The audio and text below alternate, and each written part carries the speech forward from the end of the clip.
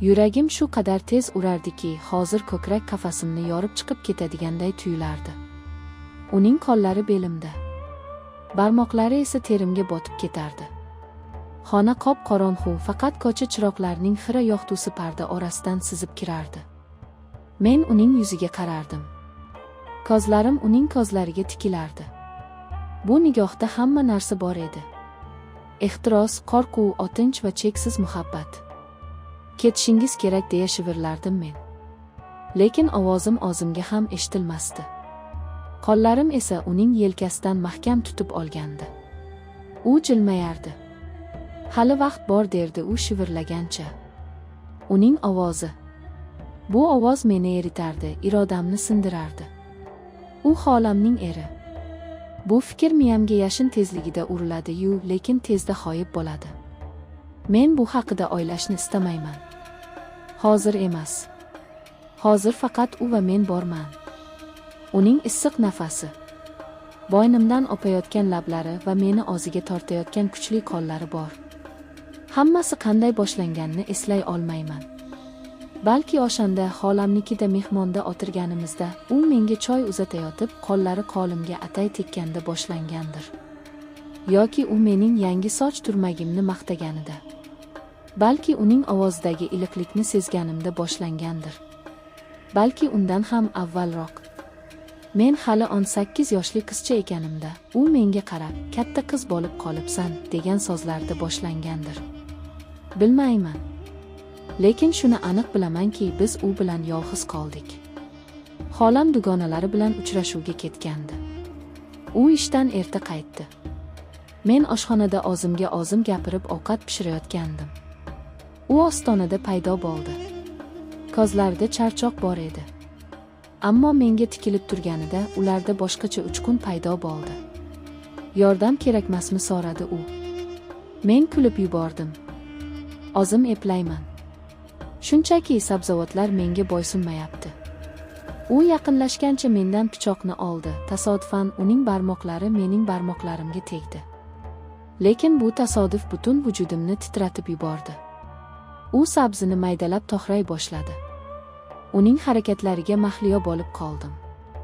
Kuchli, ishonchli harakatlar. "Sen boshqachasan" dedi u to'satdan. "Qanaqa?" Yuragim gupillab ketdi. U menga o'girildi.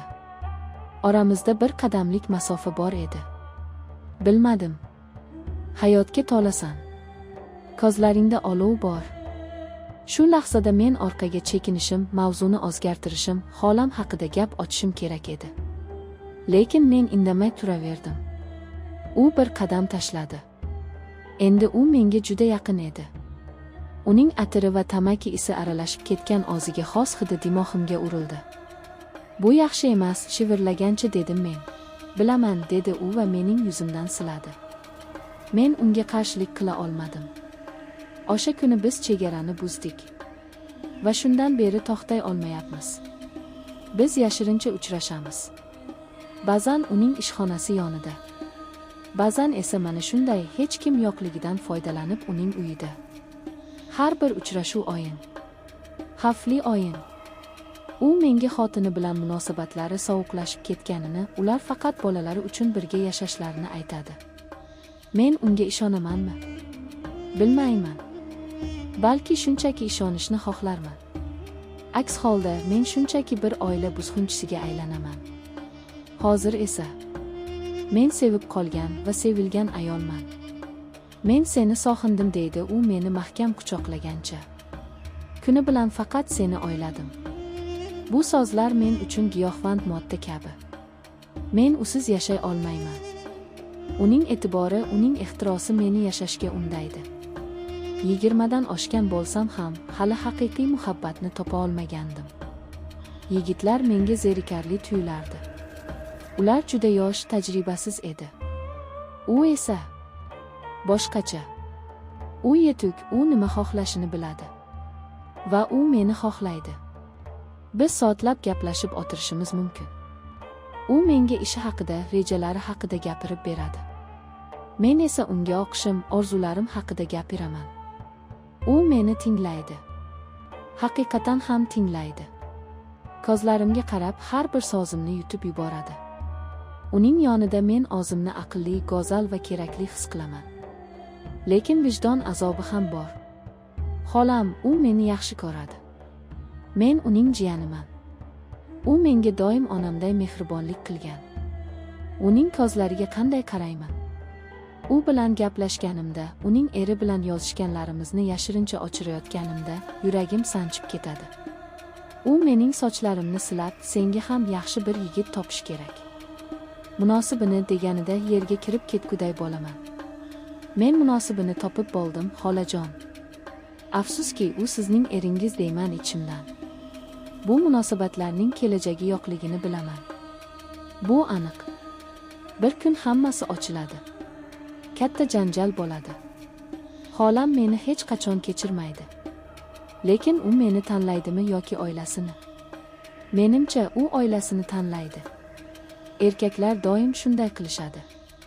Ammo hozir bu haqida o'ylashni istamayman. U mening lablarimdan bosa oladi. Chuqur, ehtirosli. Butun tashvishlarim, qo'rquvlarim shu bosa ichida erib ketadi. Faqat hozirgi lahza qoladi. Uning bahridagi lahza. Yana ozgina qol deya otinadi u. Men bosh chayqayman.